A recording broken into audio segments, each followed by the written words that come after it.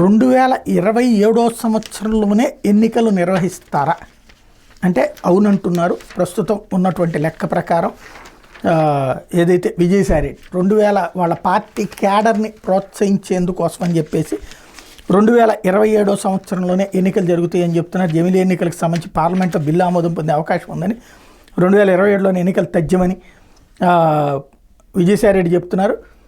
విశాఖలోని మద్దిలపాలెంలో వైసీపీ కార్యాలయాన్ని ప్రారంభించిన సందర్భంగా ఈ విషయాన్ని చెప్పుకొచ్చారు. యాక్చువల్గా ఇక్కడ ప్రోత్సహించేటటువంటి ప్రయత్నం అంటే కార్యకర్తల్లో ఒక నిర్లిప్తత, కొంతకాలం వాళ్ళని చేసుకుని ఏంలే, మనం ఇప్పుడే ఎందుకులే, వాళ్ళు ఇదివరకు లాస్ట్ 2 years కదా చేసింది, మనం కూడా లాస్ట్ 2 years చేసుకుంటే సరిపోతుంది, ఇప్పటి నుంచి రోజు తెలుగుదేశం వాళ్ళతో గొడవలు, జనసేన వాళ్ళతో గొడవలు, కేసుల తర్వాత మళ్ళీ మన వాళ్ళు ఎవరు సపోర్ట్ ఉంటారు లేదు తెలియదు, ఉన్న మనం అటాకింగ్ వెళ్ళగలమా లేదు తెలియదు, ఈ టైప్లో ఉన్నటువంటి క్యాడర్ని మోటివేట్ చేసేందుకు పక్కన జగన్ ఏమో నేనే సోషల్ మీడియాలో పోస్ట్ పెడతాను మీరు రీట్వీట్ చేయండి ఇట్లా, ఎందుకంటే వాళ్ళు డైరెక్ట్గా చేసే ధైర్యం చాలట్లేదు కాబట్టి చేస్తున్నా, ఎంత ప్రయత్నించినా ఆయన దాన్ని రీట్వీట్ల సంఖ్య చాలా తక్కువగానే ఉంది, అంటే రెస్పాన్స్ తక్కువగానే ఉంది. జగన్ పిలుపునిస్తున్నా పట్టించుకోవట్లేదు.